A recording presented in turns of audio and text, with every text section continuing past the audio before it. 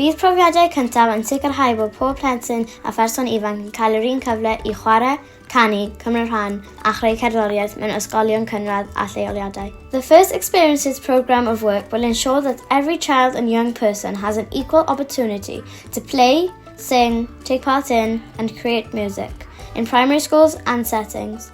Wel, o'i mor browd o'r gwasanaeth cenedlaethol, a mae'r profiadau cyntaf yn rhan gwbl hanfodol o'r gwasanaeth cerdd.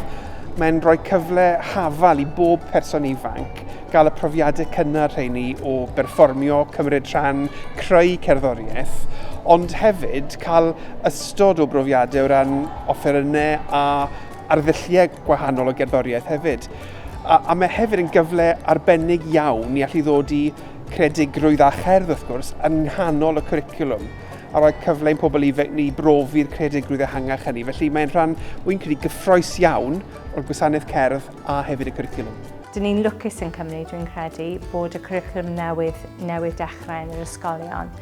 Felly, oedd hynny'n helpu ni ffurfio beth oedd wrth galon y plan. A dyna oedd y syniad fod y profiadau, bod hynna yng nghanol y cwricwlwm, bod profiad y peth fwyaf pwysig i plant a pobl ifanc.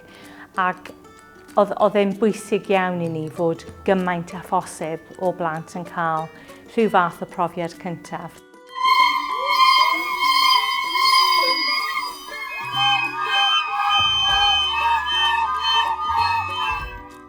Mae'n braf iawn cael cerddor i fewn i'r ysgol i ddweud y gwir, rwy'n gwahanol, achos maen nhw'n dod ar holl adnoddau hefo nhw. Mewn ysgolion, da ni'n brin iawn i ddweud y gwir offerynnau cerdd. Mae hyder y plant dwi'n meddwl wedi codi. Mae'r plant bach distaw, maen nhw wedi gallu chwarae heddiw yng myd pawb arall a wedi cael rhoi tro arni ddweud y gwir yn lle, ella, os yna ddim digon o offerynnau, ella sy'n nhw ddim wedi mynd at y bocs a dewis offeryn. Ond heddiw mae'n offeryn i bawb a mae pawb wedi cael y cyfle i chwarae. Mae hynny fydd mawr i ddweud y gwir.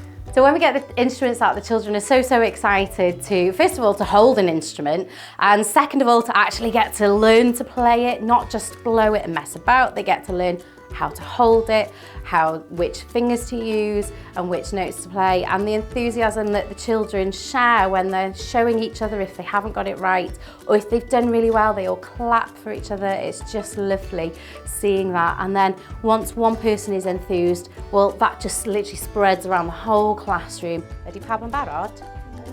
So after 4, I'm going to count us in for 4, and then we play B, B, B, B. Ready? Ar ôl 4, 1. Ar ôl 4. Okay? Right. 1, 2, 3, 4.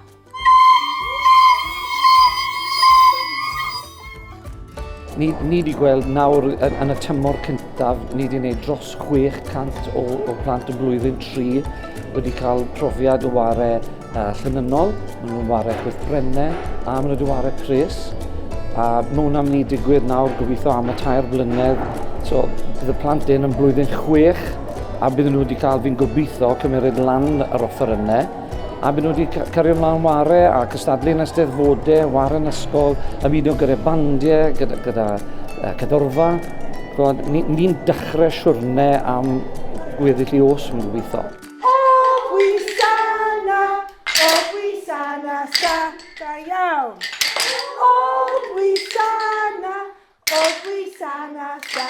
It needs to be free at the point of access so that we're allowing all pupils from all backgrounds, irrespective of whether they're able to afford to buy or hire an instrument, that we give them these opportunities so that they can learn and fulfill their own musical potential, just like I was allowed to do when I first started as well. 1, 2, off you go! Moving time in the rest. Shaking the rest.